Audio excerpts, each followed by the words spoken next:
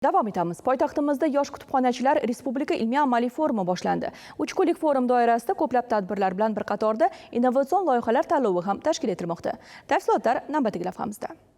Dunyoning eng qadimiy kutubxonalariga e'tibor qaratsangiz, ulkan tarix bilan birga sun'iy intellekt, avtomatlashtirilgan qidiruv va raqamli resurslar yonma-yon ishlayotganiga guvoh bo'lasiz. Bugun global kutubxonachilik shunchaki kitob saqlash emas, balki katta ma'lumotlar va innovatsion texnologiyalarni boshqarish markaziga aylanib bo'ldi. Yurtimizda kutubxona tizimini zamonaviy innovatsiyalar bilan boyitish maqsadida Yosh kutubxonachilar Respublika ilmiy-amaliy forumi hamda uning doirasida innovatsion loyihalar tanlovi o'tkazilmoqda. Forumning eng mas'uliyatli qismi sohaga yangi qon olib kiruvchi innovatsion loyihalar tanlovi bo'lib, respublikaning turli hududlaridan jami 76 ta loyiha kelib tushgan.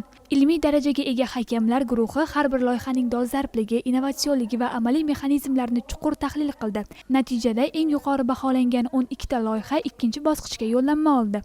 Ushbu bosqichda mualliflar o'z ishlanmalarini hakamlar hay'ati oldida jonli taqdimot shaklida himoya qilmoqda.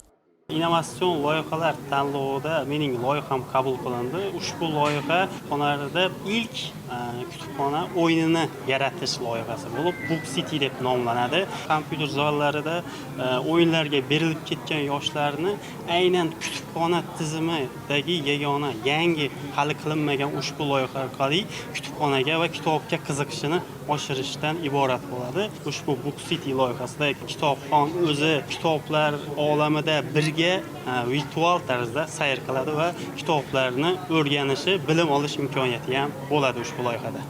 Startup g'oyalarni qo'llab-quvvatlash maqsadida xususiy sektorlar vakillari ham taklif etilgan bo'lib, bu tashabbuslar ular uchun ham qiziqish uyg'otmoqda.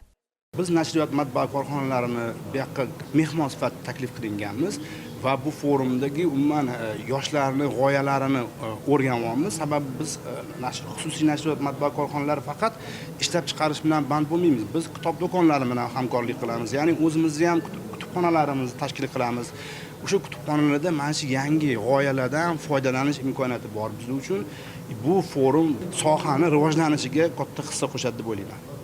E'tiborlisi, birinchi bosqichdan o'ta olmagan loyiha mualliflari ham chetda qolmadi. 3 kun davomida ekspertlar ularga o'z loyihalaridagi kamchiliklarni to'g'rilash va kelgusida ularni amaliyotga tatbiq etish bo'yicha aniq tavsiyalar berishdi. Davlatimiz rahbari tashabbusi bilan kitobxonlik va kutubxonachilik sohasiga qaratilayotgan e'tibor yoshlarning innovatsion g'oyalari bilan yangi bosqichga ko'tarilmoqda. Bu esa sohaga zamonaviy yondashuvlarni keng joriy etish uchun mustahkam zamin yaratmoqda. Umida Umar va Islom O'rinboyev Jarayon informatsion dasturi uchun tayyorlandi.